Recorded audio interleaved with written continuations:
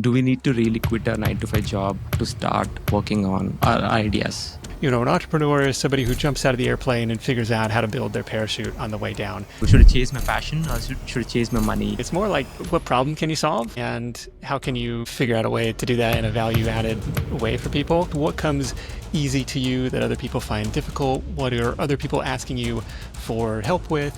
What are the things that you never get tired of talking about? I mean, everybody's still at the same number of hours in the week. I think that's really important. What are some of the common ways that people spend time, unconsciously? Social media, doom scrolling, where it's like, is this really moving any of my goals forward? I'm going to move my goals forward before I move other people's goals forward. And it doesn't always work that way. It's like, obviously, like, did today matter? Did I do work that mattered today? Content creation as a side hustle. The most desired professions for Gen Z and younger, 24% YouTuber and 20% TikToker. How can we scale our side hustles? One is like, well, what's the end goal? Like, let's say if I acquire a skill and then AI takes over it and then I become irrelevant. So how can we stay relevant? Yeah, it's an interesting world out there where kind of the bottom end of a lot of different industries is kind of getting eaten away by AI tools. So for somebody who is like struggling to start the side hustles, what do you recommend them? First of all, like,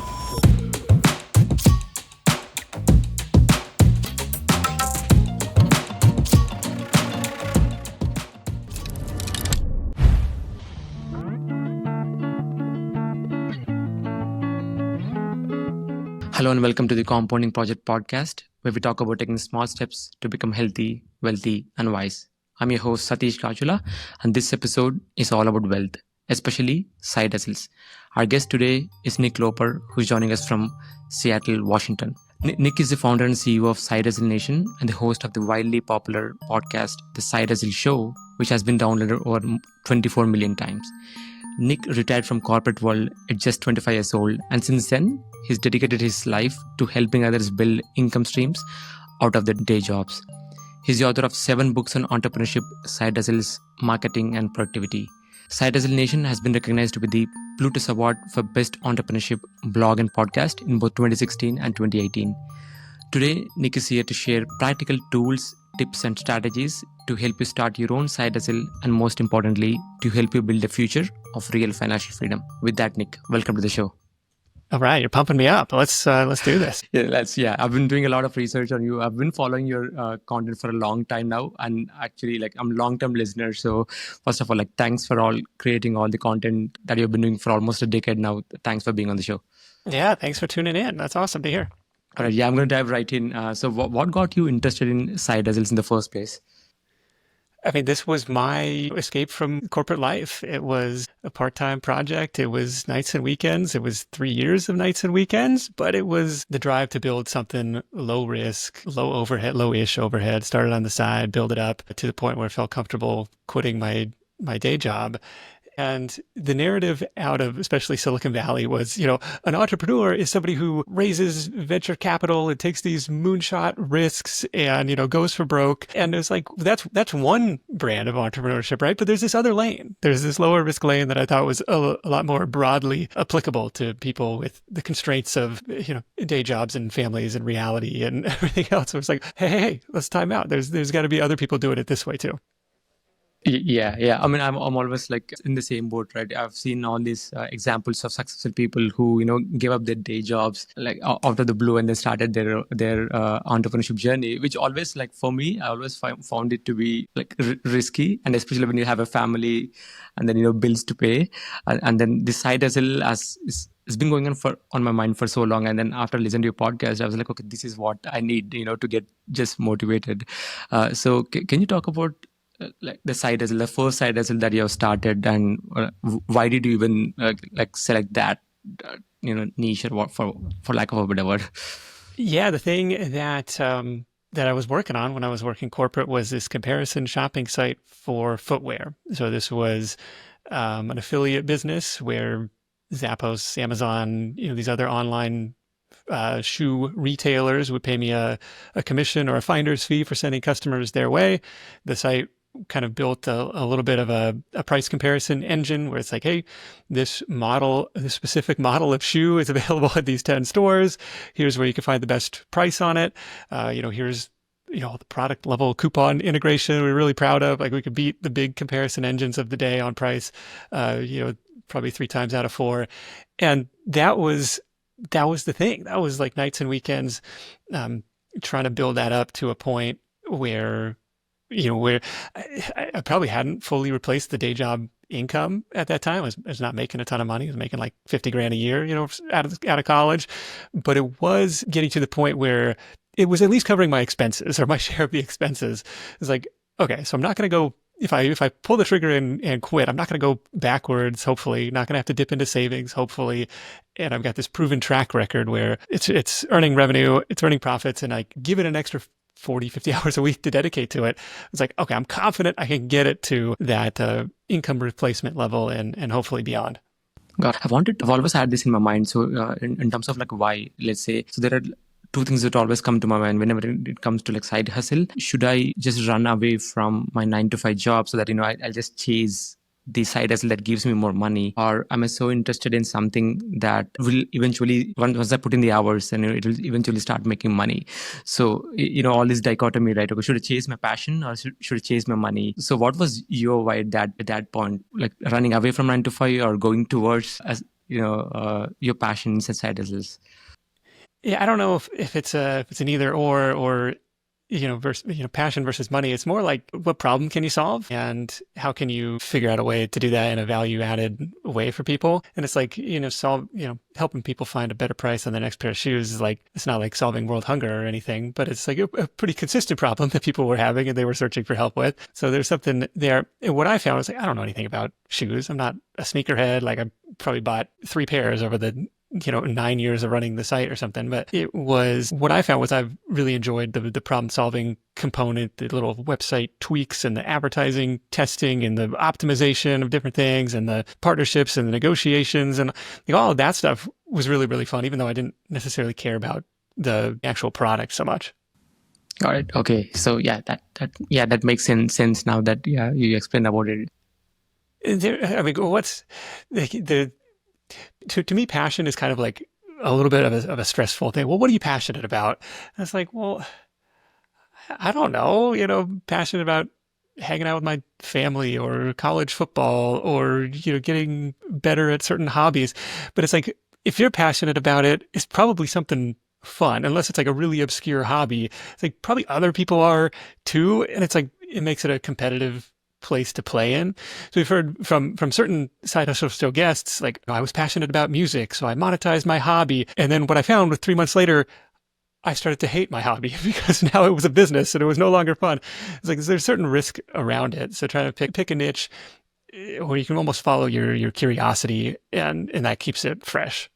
Exactly. Yeah, I've seen like Ali Abdal talk about this a lot on his podcast as well, where he was very interested. I think for music, one of his first videos for music, and then when he started putting them on the YouTube channel, and then slowly, I believe, like, when he was trying to monetize, so he has something on his schedule now. He had to put. Upload a video a week and stuff, and then he realized it was not fun anymore. Hobby into passion. So Right. But yeah, it makes sense. And even I think Cal Newport said, yeah, passion is overrated, right? And also, like, I feel like personally, it takes some time to develop that passion also, right? For me, books, I've never read a single nonfiction book until I was age 22. And then all it took was one book to change my life. And then now I'm just passionate about books and stuff. But yeah, I see where you're coming from. So when it comes to side hustles, you've been in this side hustle stuff for almost a decade now. Can you talk about the evolution of side hustles, like how it was when you first started and how it has evolved over time? I probably had a pretty narrow view of it early on, where it's kind of focused on, online business, affiliate marketing, advertising related stuff. And it's really gone pretty broad since then to include e-commerce and reselling businesses and freelancing and consulting and real estate investing or other forms of investing and unconventional rental ideas and even local service-based businesses. I started out painting houses at college, but like for some reason that didn't trigger as a side hustle. But we've seen people do window washing and car detailing and outsourced home cleaning businesses. Like the the spectrum of it is really, really broad. And the constraint is just, well, how can I get this thing off the ground in 5 to 20 hours a week? We'll get back to the episode in just a few seconds. 94% of people who watch this channel haven't subscribed. If you're enjoying this episode, can you do me a quick favor and hit that subscribe button? It helps the channel grow and brings in even more guests so that I can provide more value to you in the future episodes. Now, back to the episode. Yeah. I think so. I mean, for me, like whenever I think of a side hustle, the first thing that comes to mind is either like Uber or Lyft, right? So that's true too. Like the whole, you bring up a great point. Like the whole rise of gig apps and gig economy type of stuff. So the only thing when it comes to like Uber and Lyft, the only thing that comes to my mind is you're just trading time for money, and then that that may not be working in your favor. Let's say you have to drive for 1 hour and then you're done for the day, right? I mean, that 1 hour may not be working for you. You talked about this one of your previous podcasts, I think, the concept of time leverage, where, let's say for content creation versus, Uber or Lyft. Can you talk about that concept of time leverage and how can people think about it? Yeah. So gig economy stuff, Uber, Lyft, DoorDash, like those are all perfectly viable side hustles in a way. It was like plug and play, right? It's like open up the app, see if you want to accept this gig. And, hopefully most of the time they tell you upfront what you're going to make from that. And you can decide whether or not that drive time is going to be worthwhile. It's like, great. Like for near-term goals, like, oh, I want to make an extra $250 this week, or I want, whatever that is. It's like, but there's a natural ceiling on how much you can earn, and it's dictated by maybe you can be strategic on like only doing it during surge pricing times or something, but there's still a limit, and there's a skill that almost everybody knows how to drive, so there's kind of a natural downward pressure there. When we're talking about time leverage stuff, like the more popular thing to talk about online is like passive income ideas. How can I make passive income from the internet? But what it really is this idea of time leverage. Like, how can I create something once and monetize it over and over again? Like, could I create a digital product? Could I create a website? Could I create a self-published book on Amazon Kindle where same effort and multiple different customers, and that can take the form in a lot of different ways. But it's like trying to start to decouple your earning power from your direct time input. Does that make sense? Yes, yeah, for sure. I think it's just like you create it once and then it will just keep working for you. Yeah, and even in a service-based business, like there's other ways to do it, like build out an agency model or kind of productize it in a way where there's certain, maybe templatize it, or you have other contractors fulfilling some of the work. It doesn't have to be a digital product type of business or an online type of business, but just trying to think about that from the early days. Like what's the 5-year plan here? And are you still going to be putting in 60, 80-hour weeks? Or is like, okay, I'm going to have a little bit more leverage in my days. Yep. I know I feel like we're just moving around. I just want to bring this to like maybe a structure, right? When it comes to like side hustles, especially. So for somebody who is like struggling to start the side hustles, what do you recommend them take their first step, right? Because I feel like the first step is always the hardest, and especially like when you see that you may or may not be successful when it comes to side hustles, it's always tough to start. So for somebody who's just like, who's been on the edge of starting a side hustle, like what do you recommend them to take the first steps? It is. There's so much pressure, like in picking, in having like the very first thing that you pick, like be the thing. And it's like, well, first of all, like give yourself a little bit of grace, right? The first thing that you choose doesn't have to be what you do forever, right? It's just position it in your mind as like a little experiment. I'm going to test something out, right? So lower the perceived hurdle that you have to overcome. And what's interesting is, we've got hundreds and hundreds of episodes, and we've got all these big listicle articles on the site on 55 side hustle ideas for whoever. What's really surprising is ask a lot of guests, well, how'd you come up with that idea? And maybe 5 times. I heard your episode about this, so I started. I Googled side hustle ideas, and I scrolled down to number 37 on the list and said, that's the one. That's like, more often it comes from some combination of factors where you're kind of taking inventory of your skills, you're taking inventory of like your perceived areas of expertise, what comes easy to you that other people find difficult, what are other people asking you for help with, what are the things that you never get tired of talking about.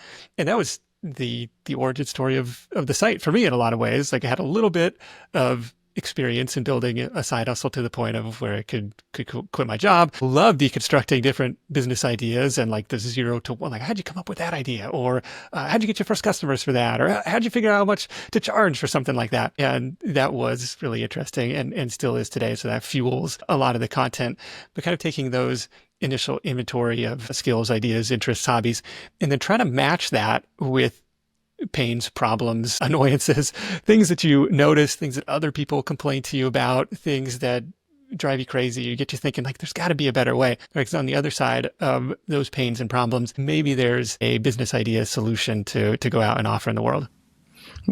Got it. Yeah, I like that idea. Just experiment with it, right? I mean, what's the downside of just starting? There's always there are endless ideas when it comes to starting side hustles.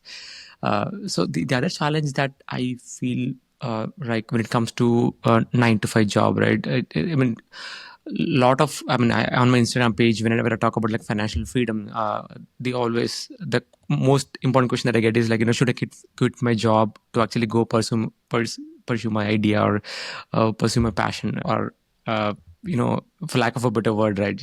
I'm using passion a lot, but I see in terms of at least quitting the job, do we need to really quit our 9 to 5 job to start working on our ideas? You're certainly going to have more time. That's you've probably heard the Reid Hoffman quote, and I'm going to butcher it, but he's the founder of LinkedIn. And he says something like, an entrepreneur is somebody who jumps out of the airplane and figures out how to build their parachute on the way down. And it's just similar to Hernan Cortez, burn the ships. There's no backing down. We're going to figure this out. And it's what if you could lower the height of that airplane, or make it a softer landing in a way? And that's what the side hustle idea is to do, build up the ground in a little ways, or start to build your parachute a little bit before you leap, to mix all these different metaphors. What you might find is everybody's dealt the same number of hours in the week. I think that's really important to recognize. You could start with a time audit exercise. Well, where's my hours really going, and being honest with yourself. If I had to come up with an extra 10 hours a week, where would it come from, right? It's there somewhere. You might have to wrestle with certain commitments and obligations and priorities, but it's going to be there. And once you recognize okay, I'm voting my priorities with my time, just being honest with yourself. So I'm totally guilty of this too, saying, I don't have time. I don't have time to do that. Instead saying, let me flip that around and say, well, I prioritize something else, right? So just, one little verbal trick to find some hours in your week, but just being consistent with it is probably the most important thing. Where I'll have some items sometimes on my to-do list that just sit there for weeks and weeks, and I kind of have to start to look at them well, why haven't I taken action on that? And it's because it was too heavy. It was too big. How could I break that down into the smallest actionable steps? Because there's never going to be this uninterrupted 36-hour block of time to actually tackle that project. But how could I break it down into, step 1, step 2, into really, really small little bits, so I could make a little bit of progress, 15 minutes here, half an hour there. You find you got the most control over the bookends of your days, first thing in the morning, the last thing before bed, especially if you're doing it as a side hustle. You're not on the clock for somebody else. You're not reacting to the other demands of the day, putting out fires. But if you can be proactive about saying, hey, this is my dedicated side hustle time, and being consistent with that, really, really important to start to build up that positive habit. It always seems daunting, especially when you break that big task into small chunks. You're actually adding more tasks to your to-do list, right? And then it feels like a lot. But actually, experience is I have this task, in interview Nick Loper, right? And then it has been on my to-do list forever. And then when I broke it down, just reach out to Nick Loper through email. That's step 1. And then send some slots, and then confirm Nick Loper. And then when I break it down to 10 different steps, and then actually I was making some progress. I can totally relate to what you just said. But my initial friction was why do you create more tasks, from that big task while you're adding it to to-do list? Doesn't it feel satisfying though to even if it's just a small thing, okay, I'm crossing that off. Step 1 done. Okay, step 2, I'm moving on to the next thing. Builds a positive momentum.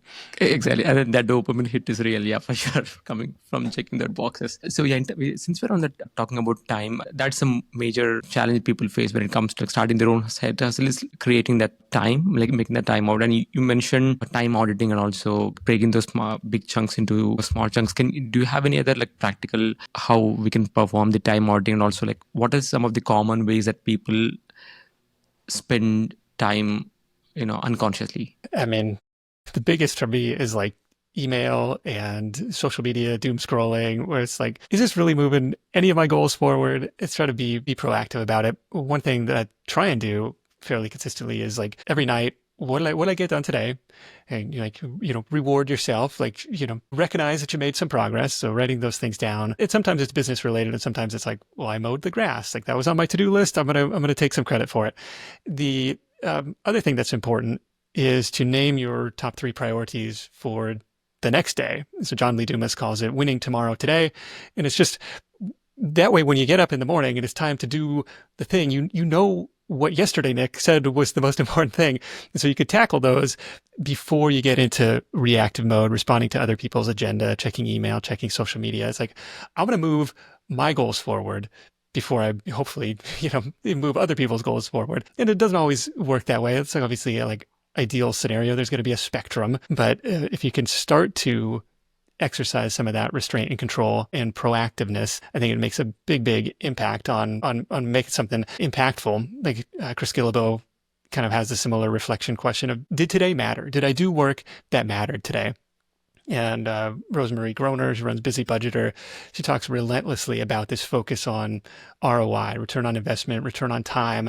Like, did I focus my energy? It's easy to say I was working on my business. I was updating my about page for the 13th time, but did it really drive any revenue? I don't really know. What could you do, especially if you have really limited hours? Like, what's the most important thing? And maybe it's not updating the about page. Maybe it's going out and having customer conversations. Yeah, I think even James Clear calls this like, researching was actually taking, that first step of action, right? I mean, for me, like I used to be like that. Like I used to spend like tons of time in terms of like, hey, I'm preparing for my podcast before I even thought about starting a podcast for like almost 2 years. And then one day I was like, I hit record. But yes, I was justifying myself that, okay, I was spending time just researching on, what's the best gear and also what how can we be consistent and all that stuff. But I was not making any action, real action of taking that first step. I think that do you have any thoughts on this? You could do this in your personal life too. Like I have historically looked at it as a kind of a business time audit. Where's my time going? Because Tim Ferriss has his eliminate, automate, delegate type of exercise. When you look at that spreadsheet or that time log of where you spent your hours in the week, it's like, okay, well, eliminate. Okay, if I'm serious about this, I don't need 7 hours of Netflix time anymore. Automate. What could I potentially sign up for some repetitive repeating service, or work smarter not harder. And then the delegation side of it, it's like, could I hire somebody else who could do this better, faster, cheaper than I could do it myself? Content creation as a side hustle. Like so far I've been lately, like almost everybody has a podcast now, and then everybody's getting started with the content creation. So what are your thoughts on content creation as a side hustle, or like the pros and cons of it?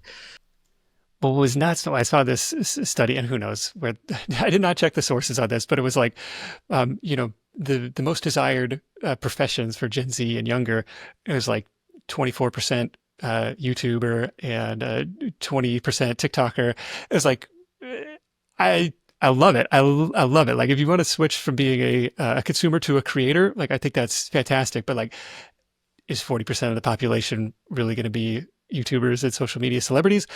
I don't know if that's sustainable, but like, so our kids are 9 and 7, right? And they wanted to do some like trick shot video, like they see from Dude Perfect, and are like 100% will encourage this. And it's like, after not even an hour of like trying to film and trying to get the shot and like messing up the audio, like the audio is the harder part. And it's just like, you start to appreciate what goes into some of the content creation from these people. So definitely encourage that shift from consumer to creator, but recognizing it's probably a long-term game, right? The way I think about it, there's lots of examples of people who was like, here's my idea. Step 2, go viral somehow. And step 3, profit. It's like that viral component. And some people swear they've got the keys to the algorithm. How we figured it out. It's like, hesitant to bake that into your business plan, but if you can make it work, great. Where I tend to focus more of my time is on like creating evergreen digital assets in the form of written content, in the form of video content, in the form of podcast content, where it's like, hopefully this has a really long shelf life. Hopefully it answers people's questions who are searching about a specific topic. It can live out there as a kind of point of discovery. I mean, Even books on Amazon would be another example where it's like they can live out there for a really long time, hopefully answers people's questions and bring people into the ecosystem. But I love the content creator. This is where I spent the bulk of my time over the last 10, 12 years. Yep. And I think you started as you have a blog as well. Like I think for now, I used to consume a lot of blogs, probably like 5 or 10 years ago, and now most of my time is just spent on YouTube, consuming podcasts and also like reading books. So in terms of like content creation, what are some of the avenues that actually people can look at when it comes to creation, right? I mean, because blogs, I don't know if they're dead, but at least I am not consuming any blogs. Yeah, if they're not dead, they're on life support for sure. Given the last couple of years of AI overviews and Reddit and algorithm updates at Google, it's really, really challenging on the written content side of things. That said, I still think it's important to have your website, some little piece of digital real estate that you like own and have full control over. I think that's important to have as a home base, a place to collect emails, if nothing else, and drive people back to. But you got to go where your target audience is. Maybe it's Twitter, maybe it's LinkedIn, maybe it's TikTok, maybe it's YouTube Shorts. A lot of people for Instagram. It's just kind of reaching out into the world. And I would probably advise against trying to do everything all at once. Like pick one platform, study it, own it, and learn the best practices, and really figure that out. Get it working before going off into the next thing. It's like this call to simplify before diversify. And it's, all of those platforms carry some risk because you're playing in somebody else's sandbox. The algorithm can change, things can update. You might not get the same reach that you once had. So like that long-term diversification is super important. The driving people back to your own website, your own email list is super important, but you got to go where the people are. And the people are on these, the time and attention is being spent on these different social networks. Yeah. I mean, you mentioned email list. I think that's so powerful. I've realized lately that the power of like just having a good email list, because I mean, just like you mentioned, if you're on other platforms, we are we are at risk of that platform, right? Let's say if that algorithm is not pushing our content, or something happens, and let's say if YouTube is gone, right? I mean, we don't own the audience except if you have that email list or any like way to get the audience in. So what are your thoughts on like having probably like a email or newsletter for somebody who's just starting out? Yeah, what's funny is for a lot of newer creators, like the newsletter is the thing. Like that is their content, and it's kind of behind this email opt-in, and so it could be really effective because now you're no longer asking for the email. Like people already gave you their email, but you still got to get in front of them in some way. And a lot of times for written content, it's going to be LinkedIn threads, LinkedIn posts, it's going to be Twitter threads or X threads, where it's like showcasing your expertise in some way. And then what we've seen really commonly in the business space, like some business breakdown, some kind of case study, this company versus this company, detailed thread, lots of value add, visuals.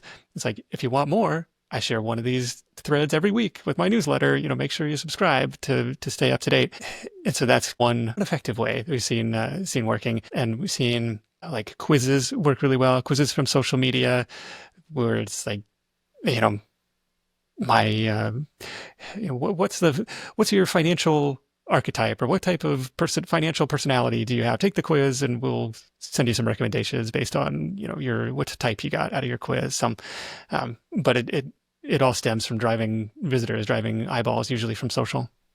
So in terms of like you scaling, right? I think when it comes to like side hustles, some people start the side hustle, but they find it very hard to actually scale it. So you have interviewed so many people on your podcast itself. So when it comes to like scale, what should be our mindset, and also like how can we scale our side hustles? A few ways to go about it. One is like, well, what's the end goal, right? Is the end goal just making more income from it? It's like, well, maybe you could just raise your rates and take on fewer clients. Like maybe there's a balance to be had there. And maybe there's a path to build an agency model where if I'm doing one-on-one freelancing or consulting, maybe I can find other people who are good at the same stuff that I was good at, and, slowly transition out and have them do the work.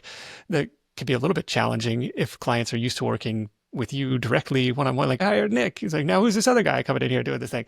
It's like, whoa. So my friend posed the question this way, like, are you selling your time or are you selling results? And I was like, oh, Very good reframe from the very beginning. If you can position yourself as selling results. But in terms of scaling, like the online type of side hustles where it's, you know, YouTube views or digital product sales, it's like if you can find a sales funnel that works or an advertising source or a traffic source that works, like try and pour some fuel on that fire. For a lot of people in my world, it's like if they're doing consulting work, it's like, how do I get more leads? Like it could be strategic partnerships. Like how can I do like the educational workshop on whatever it is your area of expertise is. It could be email copywriting for direct to consumer brands or something, right?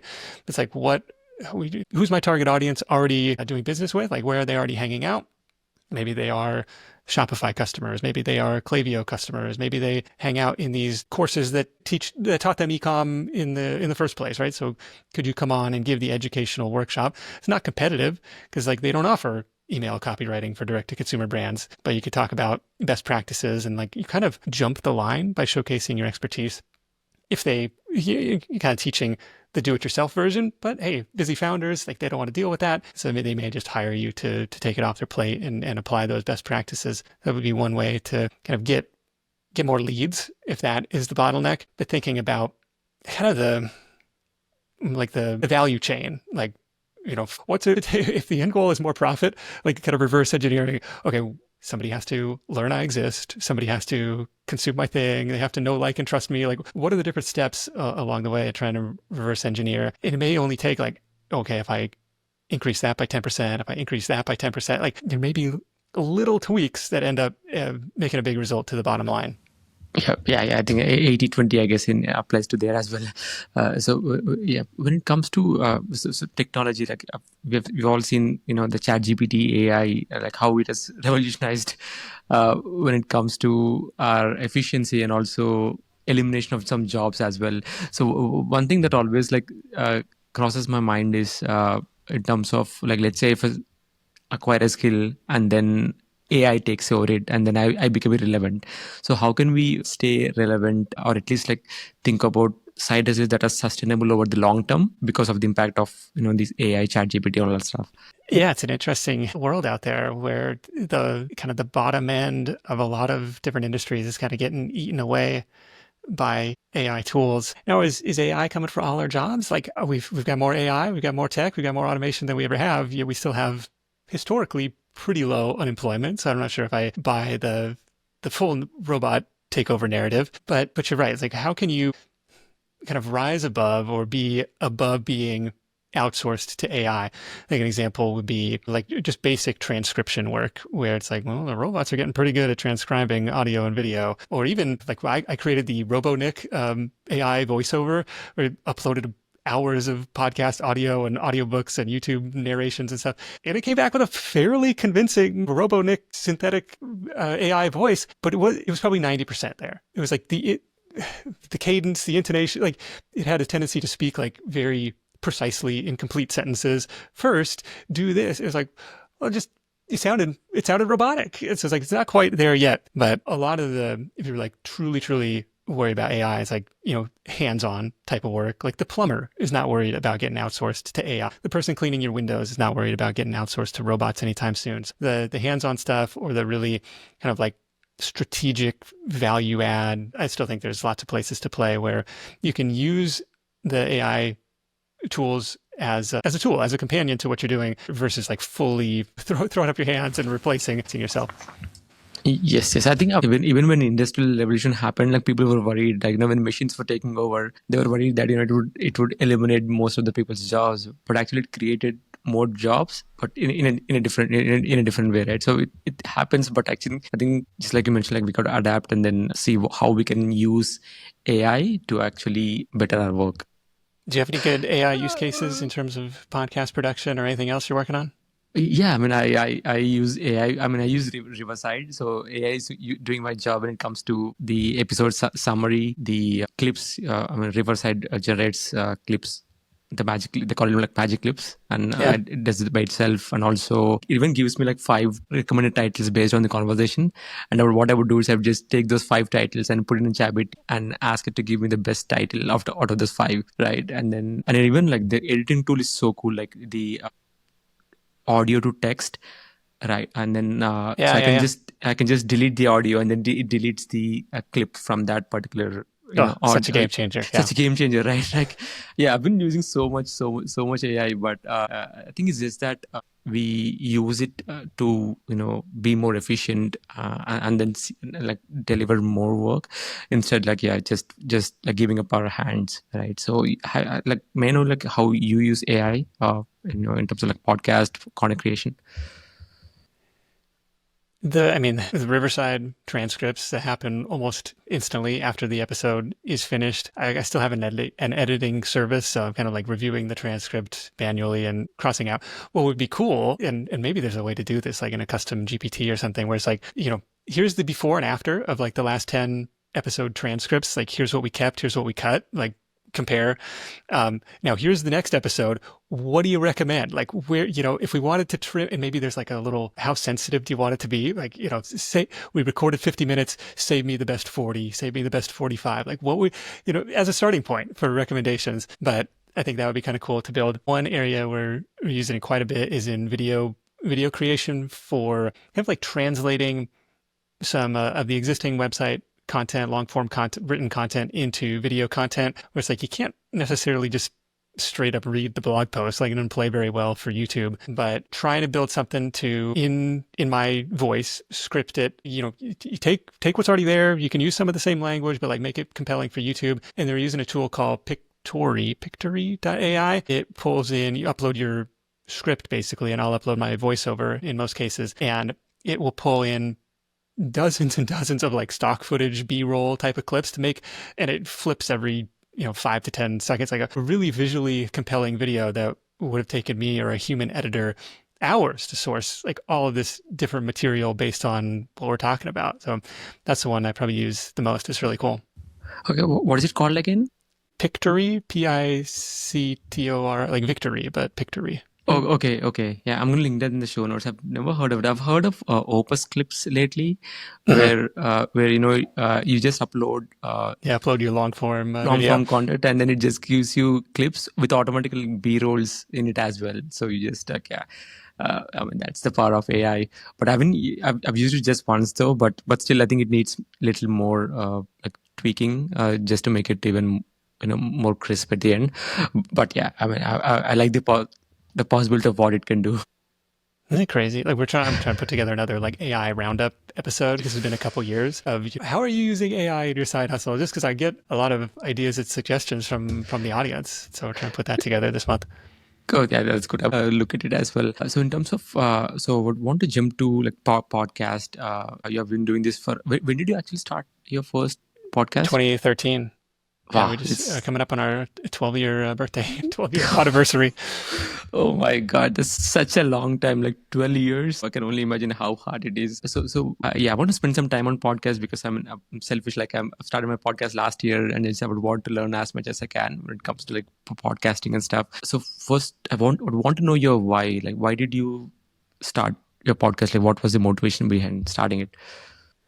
I felt a lot of peer pressure, honestly. Like the people that I was following at the time, they were like, blogging, online business, podcasting, YouTube. It was almost the lesser of two evils. Well, you gotta have your website, sure, and then you gotta do YouTube or podcasting. And honestly, podcasting sounded less intimidating than video. It's like, I could probably do that. Call up random people and ask them some questions. Like, that doesn't sound too hard.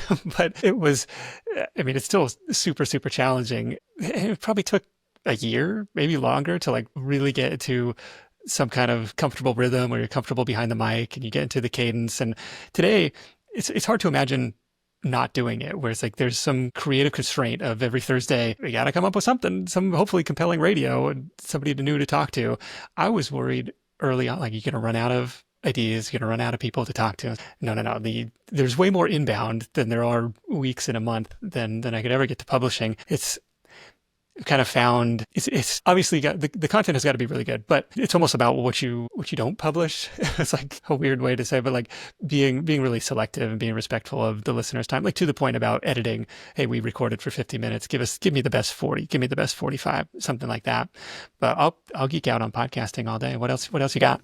Oh my God. Yeah. So, I mean, for me, like, yeah, I said, like, it took me like 2 years just to start my own podcast, because I've been consuming podcasts for the past like 10 years, right? I mean, huge Tim Ferriss fan, and I've continued for so long. And then at one point I was like, okay, I need to just stop and hit record. Like that was my like what do you call catalyst to start my own podcast. But yeah, I would want to know your I can geek out also because I've been listening to podcasts for like 10 years. So when it comes to like your journey, so like was there any schedule or frequency that you were following, or how were you approaching guests, and what topics were you selecting? Like I want to know like 2013 Nick, and then how it has evolved also throughout the whole like past 10 years. Yeah, it was starting from my own personal network and trying to spider out from there. It was like, who do I know who I think has a compelling side project story? And being sure to ask them, well, side hustlers tend to know other side hustlers. Like, who else do you know? Who else might be a good fit? And really trying to build, relatively speaking, nobody is tuning in at the beginning. The audio quality probably sucks. The questioning, like the host probably sucks. Like the guests, I'm sure were fine, but it's just like, but you got to get in those reps. And I think about it in terms of like what I call the listener pyramid, from strangers to listeners to subscribers to fans. And like with every piece of content that you create, trying to ascend people up on that ladder. And unfortunately, like the base of the pyramid, the biggest section of the pyramid is strangers, the people who don't know you exist, as people who've never heard of you, they never tune in. Sometimes they never even listened to a podcast before. And it's like, there's a hurdle to get over. Even if they hear about your show, it's got to be compelling enough in the little title or the little blurb, or their friend told them about it. It's like, okay, I got to find the specific show you're talking about. First, I got to find my podcast app. Then I got to find that specific show. Then I got to find that single episode. Maybe it's down in the archives somewhere.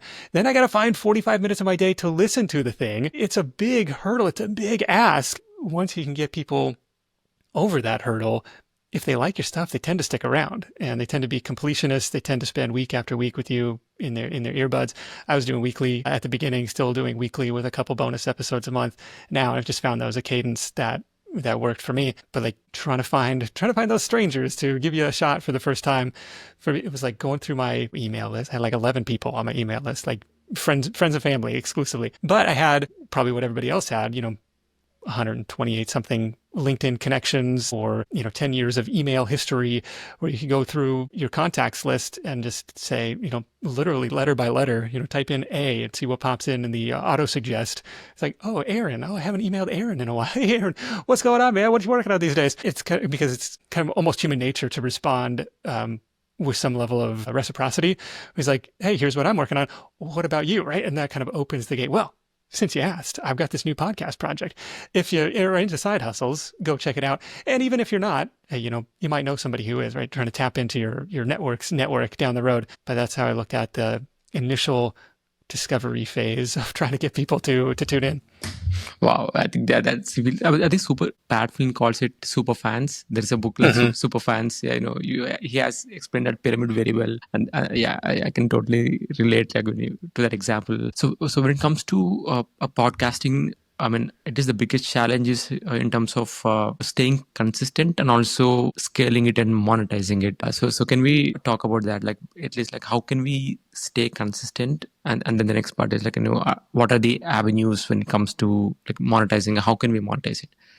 Yeah, so building some sort of systems and guardrails around a publishing schedule has like been really helpful in staying consistent. And it's not like every Monday at 9:00, like there's another interview lined up. It's like there's an ebb and a flow. It's like some weeks I'll record 4, some weeks I'll record none. But like if I'm working like a month ahead, like that's kind of a sweet spot for me where I feel like I can breathe a little bit. I can take some time off if I need to. Like we're looking at the summer coming up and taking time off in the summer. So like I got to rebuild the backlog a little bit, but that's been like, I think of it more in terms of the publishing cadence rather than like, every Monday at this time, like there's got to be another interview lined up. So that's part of it. But then think about a big inflection point for me was this, it took me longer than it probably should have to realize like the podcast, especially in those early days, is not a business on its own, but it's a marketing channel for the broader business. Like there's still value in doing it. It's an audience building thing, but you need to start treating it as such. And so when I did, the switch was trying to drive email signups from the show. It was like at that time, weekly show, small audience, like the sponsorship math is never going to pencil out to be anything super significant. It was like, could I drive email signups from the show? So what I started to do early on, like 2014, was to create like episode specific lead magnets where the pitch was, hey, you're out walking the dog, you're at the gym, you're driving in the car, you're not in a great place to take notes. But meanwhile, my guest is dropping all this great tactical side hustle information on how to make extra money doing XYZ. Don't worry, we took notes for you. You can download them for free. They're at the show notes. Just go to sidehustlenation.com/64, whatever the episode was, and you can download that for free. So within a month, that was an extra 1,000 subscribers. Within 3 months, it was 3,000. Within 12 months, it was 12,000. It was like this big ramp up period, even though the audience size, of course, grew during that time, but it didn't 12x during that time. It was a way, and now I had a way to communicate with people proactively, tell them about the latest episode, tell them about other offers or deals or interesting things that I found. And it was a really important turning point of like this recognition, this is content marketing. This is not a business on its own just yet. Got it. Okay. Yeah. So one thing I come across when it comes to like podcasting is also like, audio versus video podcasting, right? I mean, on this YouTube, I feel like, I don't know if it's just because of me watching, like I all my YouTube feed is, multiple podcast episodes, and that's all I watch whole day. Like, I'm more than like I used to do a lot of Spotify, but right now it's all just YouTube video podcasts. So what are your thoughts on like? Can I ask you a market research question? Do you sit there and watch like the two talking heads for an hour, or is it just like, do you have the audio just like in the background? Oh, so actually what happens is when I drive, so when I commute, I'll have the video on my phone, and then and this is just like drive, and then sometimes when I'm at the stops and I just watch it for some reason. Maybe I should be like just listening to it. But I'm curious because I was like, you see all the YouTube is the biggest consumer of podcasts. Like, are people really sit there like watching for that long? Or it's like it's still mostly audio, but there happens to be people on the screen. Exactly. And also like when I cook, right? I mean, I have my phone right next to it, and then I just like keep watching. But yeah, I get your point. It's not like just I sit on my desk and then just watch, because I feel like it's too much also, because a daily of a CEO is podcast episodes are like 2 hours to 3 hours. Like I usually don't like sit and watch like 3 hours straight, versus when I go to gym, I usually like have the YouTube. I have a premium app, so I still have, maybe it's just because of habit, I still have it in the background, but my phone is logged, so I don't see the screen. But still it's an audio that I'm listening to. But maybe I just got used to listening to even video podcasts. But yeah. Can you talk about your thoughts on the audio? That's helpful to know. Yeah. So, but at least for somebody who's just starting with podcasting, can you talk about starting with audio versus video podcast, and does it really have an edge like when you have a video podcast?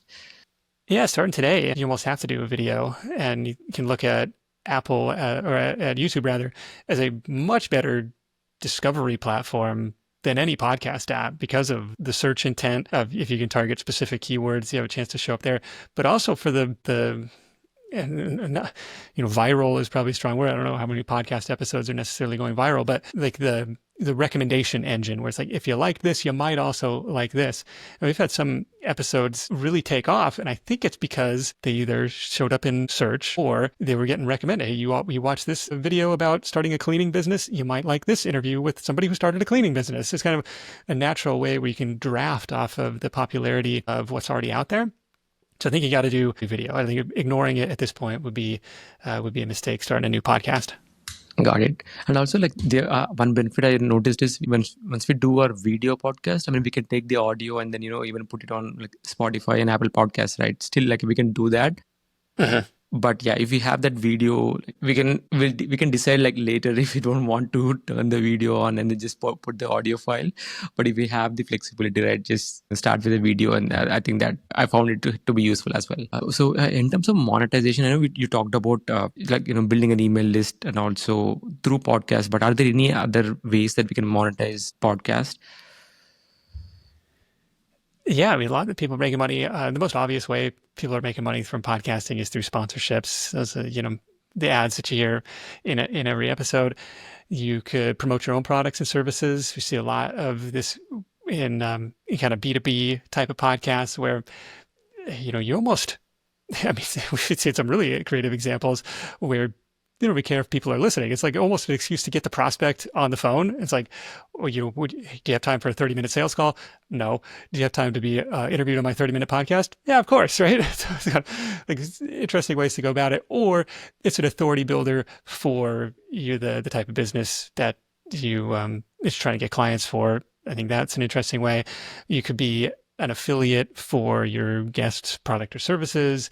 You could, monetize through the YouTube built-in ads, like lots of different ways to do it. But those are probably the most common ones that off the top of my head. Or like community, right? So it's like, build up your Patreon or your membership or, something like that, where it's like a community supported type of show. Yep. Yeah. I think it's just that the YouTube ad revenue is what there is a criteria that we need to meet, but probably like 1,000 subscribers and also 4,000 watch hours. Then you can monetize your channel.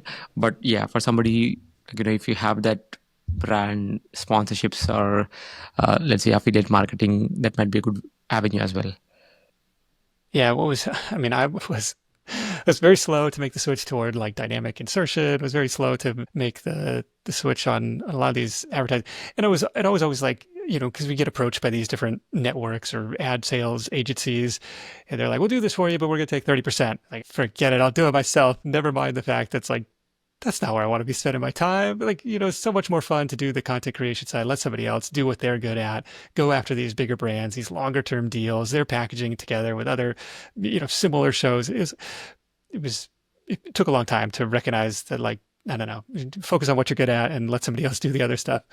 Love that advice. And so one last question on this podcasting when it comes to virtual versus in person. Do you have any thoughts on that? Yeah, some friends of mine are like, we exclusively record in studio in New York, and that's just what we're gonna do now.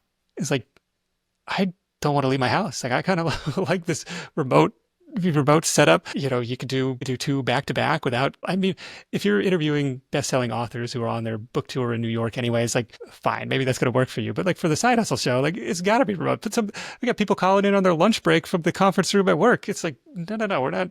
It's just, I'm very happy with the remote setup, and it just fits the lifestyle really well.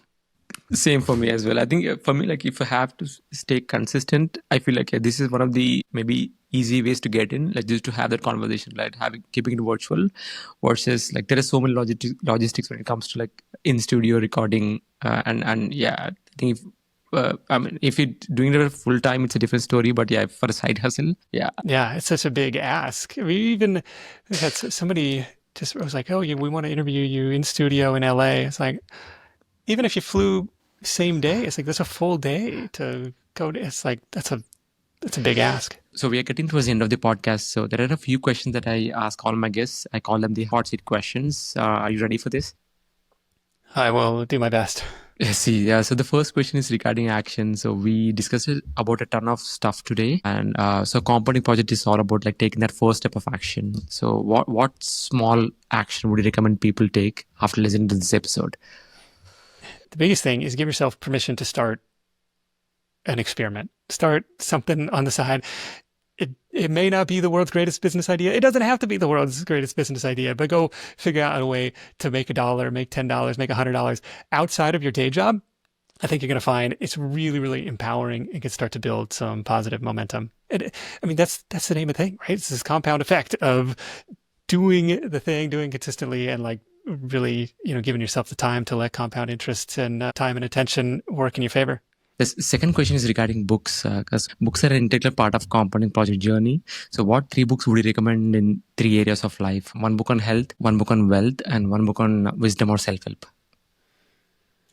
Oh man, I've got a lot of fun books have been on the shelf. I mean, the recent health book that I read was Peter Attia's Outlive, which you got to skim through the first section. It's all about scaring you to death about, he calls them the 4 horsemen of diabetes and heart disease and cancer. And it was like, okay, well, that's kind of the Debbie Downer section. Like, just tell me what I'm supposed to do, which he gets into on, some lifestyle changes to prevent some of the stuff. I think one of the most interesting parts of it was, kind of like the natural muscle decay, degeneration, where it's like, okay, if you want to be able to put your overhead bin in the bag today, that means you need to be lifting like 50 pounds overhead today. If it's 30 pounds 20 years from now, or if you want to be able to pick up your grandkid, it's 30 pounds, running at you in 25 years, and you got to be able to do a 60-pound kettlebell. It's like, I thought that stuff was really interesting. Just kind of wealth. One that really stands out is The Go-Giver. This is an older book. It's kind of like one of these business parable books by Bob Burg. And it talks about being of service, like being helpful first and foremost, and then figuring out the monetization side afterwards, where a lot of times, and I was probably guilty of this early on too, was like asking the question the wrong way, asking, how can I make money? How can I make money online? What's the best side hustle? Instead of flipping it around, well, who can I serve? How can I serve them? What problem can I solve? And The Go-Giver is kind of a really important kind of like mindset shift that I think was helpful for me.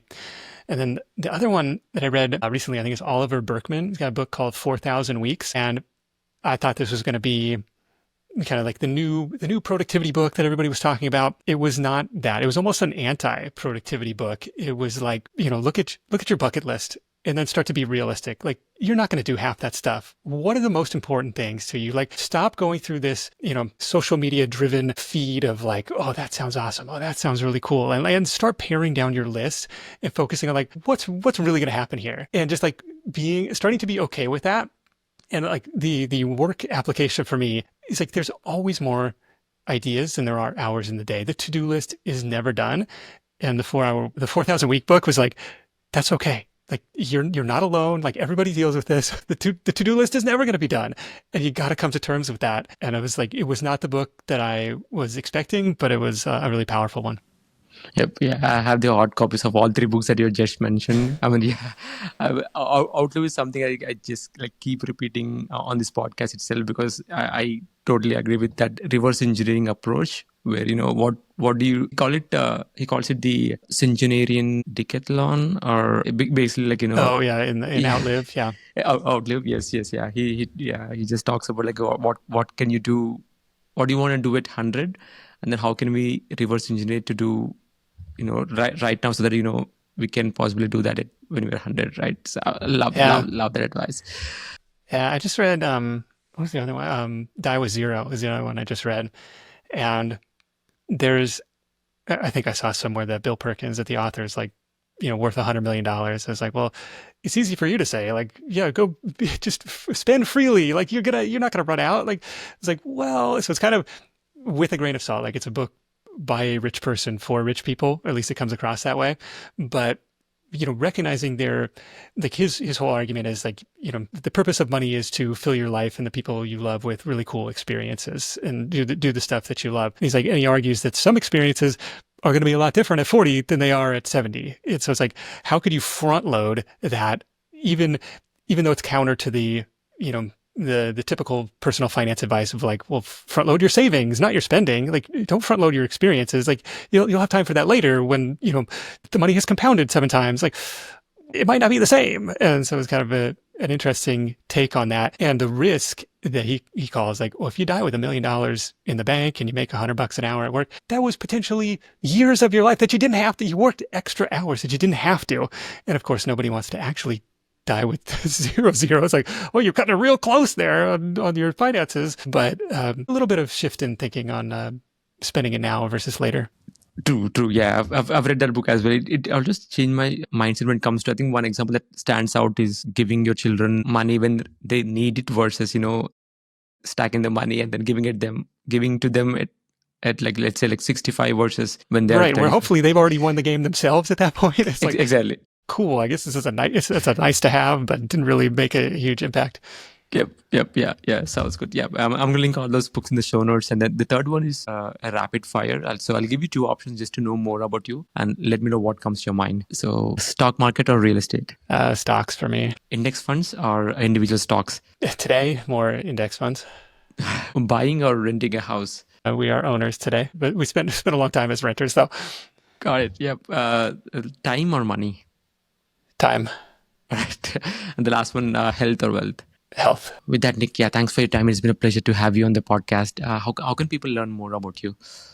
You bet. Thanks for having me. This is always fun to talk about podcasting, talk about side hustles. I'll do it all day. So tons of fun. Thanks for having me. Would love to have you tune into The Side Hustle Show. You find it in all your favorite podcast apps.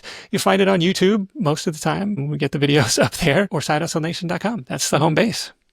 Thank you. I'll link all of them in the show notes. With that, if you found value in this episode, then please don't forget to subscribe to Compounding Project. This will help you get more guests so that I can provide more value in the future episodes. Until next time, trust compounding and take action now. Thank you so much for watching or listening. If you enjoyed this episode, can you do me a quick favor and hit that subscribe button? If you like this episode, then you might enjoy this episode, which links in with some of the stuff we talked today. Thanks for watching. I'll see you next time.